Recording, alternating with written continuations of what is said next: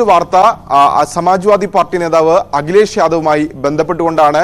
കാരണം അഖിലേഷ് യാദവ് ഇപ്പോൾ ഭാരത് ജോഡോ ന്യായ് യാത്രയ്ക്ക് ക്ഷണിച്ചില്ല എന്ന വിമർശനവുമായി ഇപ്പോൾ രംഗത്ത് വന്നിരിക്കുന്നത്. ഇത് രണ്ടാമത്തെ നേതാവാണ്, ഇന്ത്യ സഖ്യത്തിലെ രണ്ടാമത്തെ നേതാവാണ് സമാനമായ രീതിയിലുള്ളൊരു വിമർശനവുമായി രംഗത്ത് വന്നിരിക്കുന്നത്. നേരത്തെ പശ്ചിമ ബംഗാൾ മുഖ്യമന്ത്രി മമതാ ബാനർജി രൂക്ഷമായ ഭാഷയിൽ ഈ വിഷയത്തിൽ വിമർശനവുമായി കൊണ്ട് രംഗത്ത് വന്നിരുന്നു.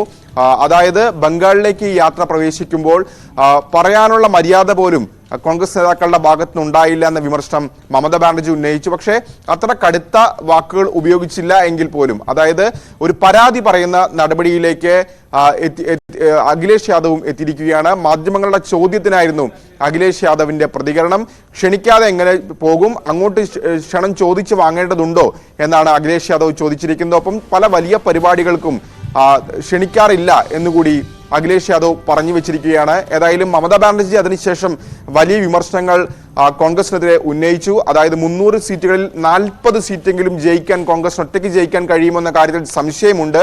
കഴിവുണ്ടെങ്കിൽ വാരണാസിയിലും ഒപ്പം തന്നെ യുപിയിലും ഇതിന് പുറമെ രാജസ്ഥാനിലും മധ്യപ്രദേശിലും ഒക്കെ വിജയിച്ച് കാണിക്കണം എന്നായിരുന്നു മമതാ ബാനർജിയുടെ വിമർശനം. മാത്രവുമല്ല ഒറ്റയ്ക്ക് മത്സരിക്കുമെന്ന് മമതാ ബാനർജി പ്രഖ്യാപിക്കുകയും ചെയ്തിട്ടുണ്ട്.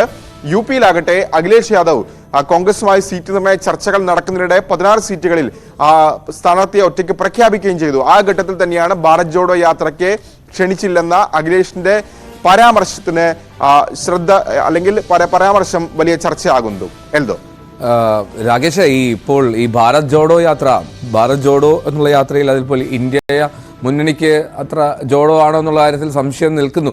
ഈ പലതരത്തിലും ഈ ഒരു പ്രതിപക്ഷ ഐക്യത്തിന് ശ്രമിച്ച നേതാക്കൾ തന്നെ പരസ്യമായി ഇത്തരം വീഴ്പ്പഴക്കലുമായി രംഗത്തെത്തുന്ന സാഹചര്യമാണല്ലോ ഇപ്പോൾ, പ്രത്യേകിച്ചും പൊതു തെരഞ്ഞെടുപ്പ് അടുത്തിരിക്കെ. ഇതിനെ മറികടക്കാനുള്ള ഒരു ശ്രമങ്ങളൊന്നും ഈ മുന്നണിയിൽ നടക്കുന്നില്ലേ? എൽദോ, തീർച്ചയായും ഇന്ത്യ എന്ന പേരിനപ്പുറത്തേക്ക് ഈ ഇന്ത്യ മുന്നണിക്ക് എത്ര കണ്ട് മുന്നോട്ട് പോകാൻ കഴിഞ്ഞിട്ടുണ്ടെന്ന കാര്യത്തിൽ സംശയം നിലനിൽക്കുന്നുണ്ട്. പ്രത്യേകിച്ച് ഭാരത് ജോഡോ ന്യായ് യാത്ര തുടങ്ങിയതിന്റെ സമയം തെറ്റിപ്പോയെന്ന അഭിപ്രായം കോൺഗ്രസിനകത്ത് തന്നെ ശക്തമാണ്. അതായത് തെരഞ്ഞെടുപ്പിന് ഒരുങ്ങേണ്ട സമയത്ത് ഈ യാത്ര തെരഞ്ഞെടുത്തു. അതുകൊണ്ട് കുറച്ചുകൂടി നേരത്തെ നടത്തേണ്ടതായിരുന്നു ഈ യാത്ര എന്ന അഭിപ്രായം കോൺഗ്രസിനകത്ത് തന്നെ ഇപ്പോൾ ശക്തമാവുകയും ചെയ്തിട്ടുണ്ട്. കാരണം തെരഞ്ഞെടുപ്പിന് ഒരുങ്ങേണ്ട ഘട്ടത്തിൽ യാത്രയ്ക്കായി കൂടുതൽ സമയം ചെലവിടുന്നു എന്ന വിമർശനം അല്ലെങ്കിൽ സ്വയം വിമർശനം കോൺഗ്രസ് നേതാക്കൾ തന്നെ ഉന്നയിക്കുകയും ചെയ്യുന്നുണ്ട്. മാത്രവുമല്ല ഈ യാത്ര തുടങ്ങിയ ശേഷമാണ് ഇന്ത്യ സഖ്യത്തിൽ തന്നെ വലിയ ഭിന്നതകൾ രൂപപ്പെടുകയും ചെയ്യുന്നത്. അതായത് യാത്ര തുടങ്ങുന്ന ദിവസമാണ് മഹാരാഷ്ട്രയിലെ പ്രധാനപ്പെട്ട നേതാവായ മിലിന്ദ് ദേവ്ര പാർട്ടി വിട്ട് ശിവസേനയുടെ ഭാഗമാകുന്നത്.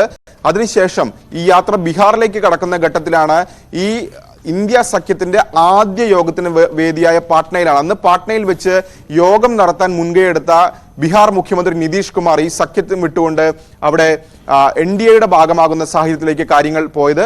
അതിനുശേഷം പശ്ചിമ ബംഗാളിലേക്ക് കടക്കുന്ന ഘട്ടത്തിലാണ് മമതാ ബാനർജി ഇങ്ങനെ ഒറ്റയ്ക്ക് മത്സരിക്കുമെന്ന പ്രഖ്യാപനം ഉണ്ടാകുന്നത്.